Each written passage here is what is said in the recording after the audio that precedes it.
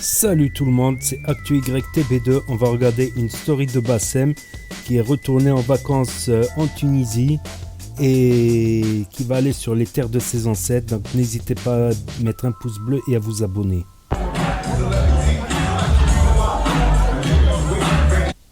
Ouais, on est là, comme d'hab. Hein. Alors, ce que je vous disais, pourquoi on était là, parce que c'est une soirée de lancement avec Balti.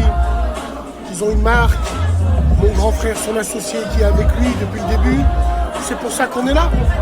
Hein, on n'a rien à faire là, mais bon, c'est pour la famille, on est obligé. En tout cas, ouais, coach de Trabzonspor. Donc tranquille, hein, on est au P. Oh, Balnave, hein, on est obligé de Balnave. Force à vous, TH, on se dit à plus tard.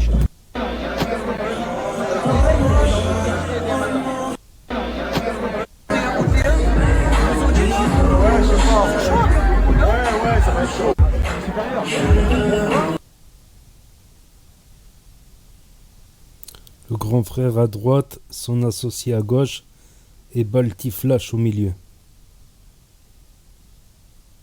Ah, c'est le petit frère de...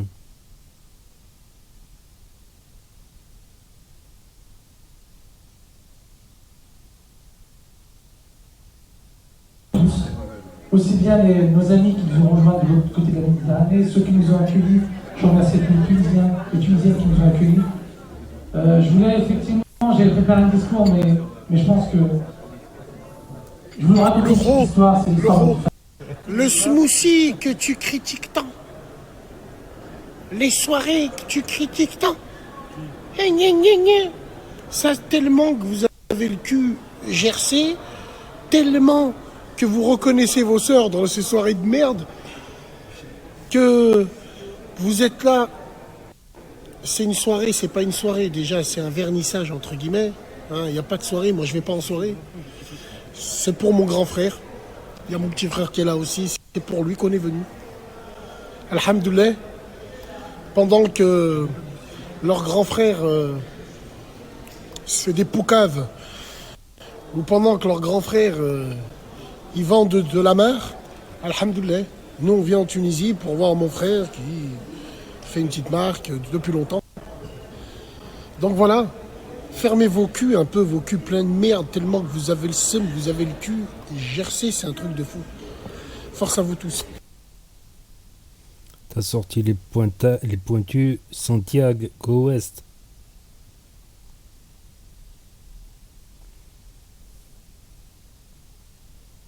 Bon, vous pouvez mettre pause pour lire ça, c'est les messages qu'il reçoit des fois.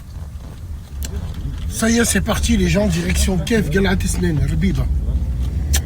2h30, 3h de route. On part de Tunis, Al-Asma. Et on va aller là-bas, on va aller le Kef, ou le Bouralmi. On va aller là-bas, Inch'Allah.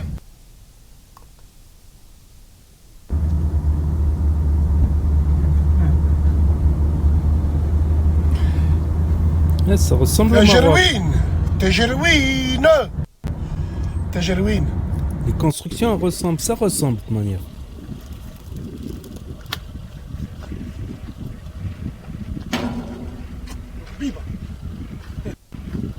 C'est bon. Elle est là la taoula. Elle est là la table. La table de Jugurta, mesdames et messieurs. Galat Esnen.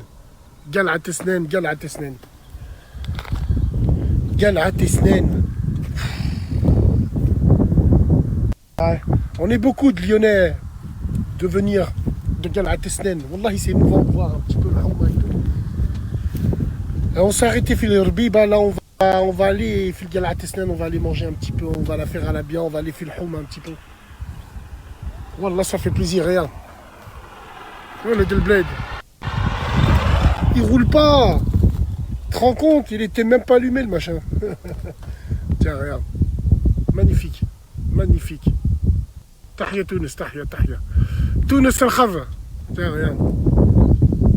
Le Grand Canyon. Merveilleux.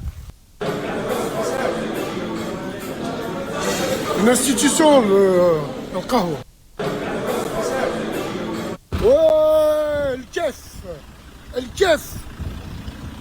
Kef, il est où? Le Mali Bavou. Ah, même dans le Kef, on cherche des snacks, sauce gruyère. Big dédicace, le Kef. قلعة أسنان ربيبة دهماني تجروين. Tout ça, c'est nos coins à nous. Wallah, c'est nos coins à nous.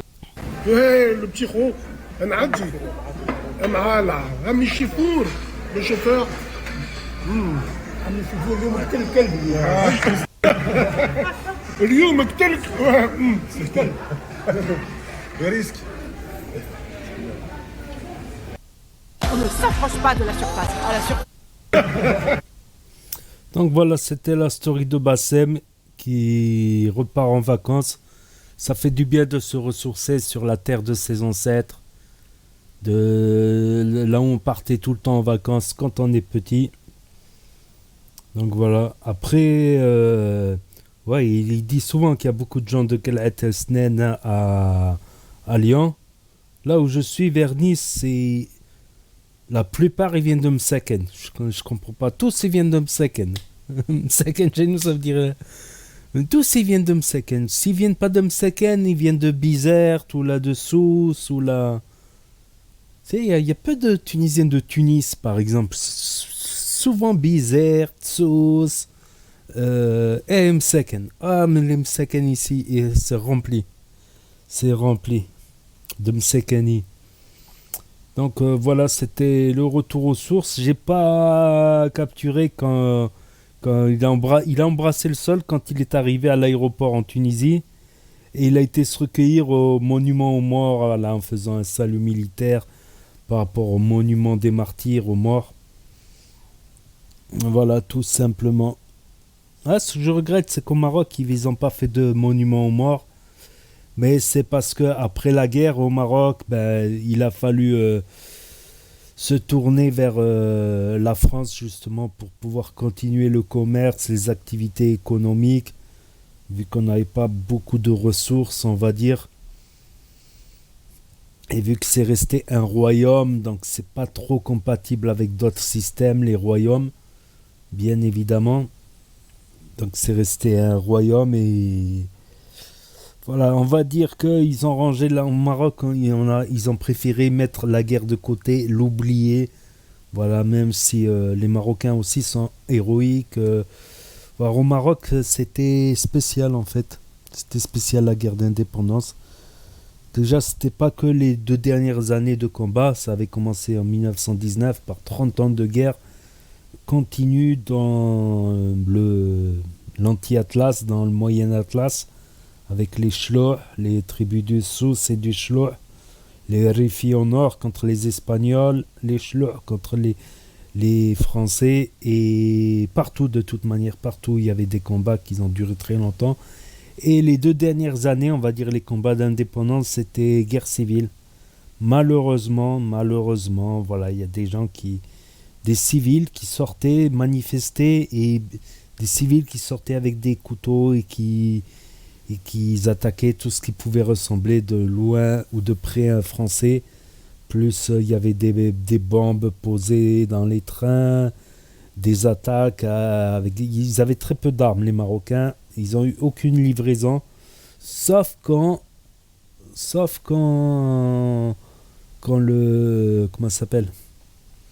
Le traité d'indépendance, il avait été signé, mais il n'y a eu aucune livraison d'armes au Maroc. C'était vraiment avec les moyens du bord, on va dire, la lutte d'indépendance. Et ça a mis un tel climat que même des Français pieds noirs du Maroc, voulaient l'indépendance du Maroc si on leur garantissait qu'ils pouvaient vivre en sécurité, garder leurs entreprises, tout ça. Certains pieds noirs même n'avaient plus de repères en France, vu qu'ils étaient arrivés il y a longtemps. Ils avaient même plus de... ils savaient même plus retrouver quelqu'un de leur famille, on va dire, en France. Ils étaient jamais allés en France, on va dire, certains pieds noirs. Donc c'était une situation difficile, et les Marocains aussi, beaucoup de Marocains avaient peur parce que du coup, tu avais l'armée française qui tirait sur tout ce qui bouge. Voilà, il y avait des couvre-feux, il y avait des trucs comme ça, et c'était vraiment... une guerre civile, on va dire. C'était une guerre civile d'indépendance. C'était pas comme les guerres organisées plus tard, la guerre d'Algérie, où là, il y a eu beaucoup d'armes qui sont arrivées de part et d'autre, d'est et d'ouest. C'était l'Égypte qui fournissait beaucoup d'armes, en particulier, en passant par la Tunisie, et du côté marocain aussi, des armes qui passaient, ce qui a compromis pendant un long moment la coopération économique franco-marocaine, les coopérations. Voilà, mais c'est le choix d'un État indépendant. Voilà, un État indépendant, justement, il est libre de ses choix, qu'ils soient bons ou mauvais. Il est libre de ses choix, un État indépendant, comme on dit. Donc, n'hésitez pas à me dire ce que vous en pensez dans les commentaires. Ça fait toujours plaisir d'aller voir sa famille, tout ça au bled. N'hésitez pas à me dire ce que vous en pensez, à mettre un pouce bleu, à vous abonner, à cliquer sur la cloche et je vous dis à bientôt pour de nouvelles vidéos. Merci d'avoir regardé. C'était Actu YTB 2.